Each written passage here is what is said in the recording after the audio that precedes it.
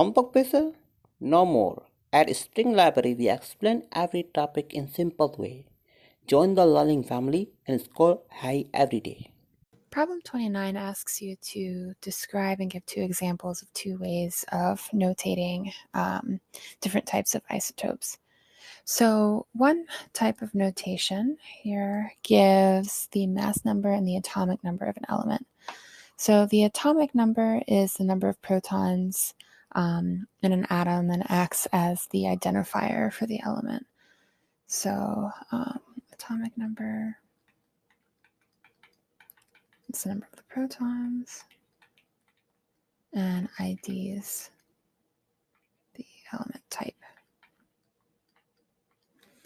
And then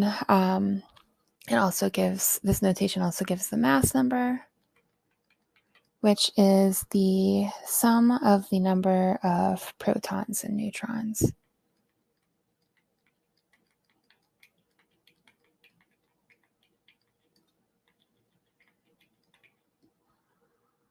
So the isotope of a particular element can be determined by subtracting the atomic number from the mass number, which gives the number of neutrons in the isotope.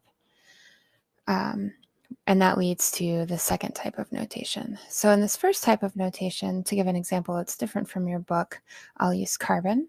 So on the bottom here is where the mass or the atomic number goes.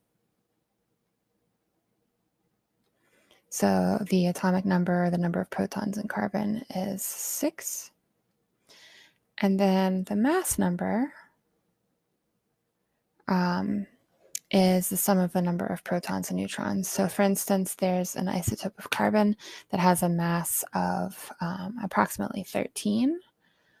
And so the notation here would be the mass number on top, so 13, 6 on the bottom, and then the single letter identifier for carbon, or just C. The other notation here just simply gives the identifier or the name of the element and then the mass number. So for instance, the same example, carbon 13 gives the element name and then the mass number, indicating that where carbon usually has a mass number of 12, so 6 protons, 6 neutrons, giving you a mass of 12, this identifier here says that this particular isotope is carbon 13, meaning that in this particular case there are 7 neutrons and 6 protons.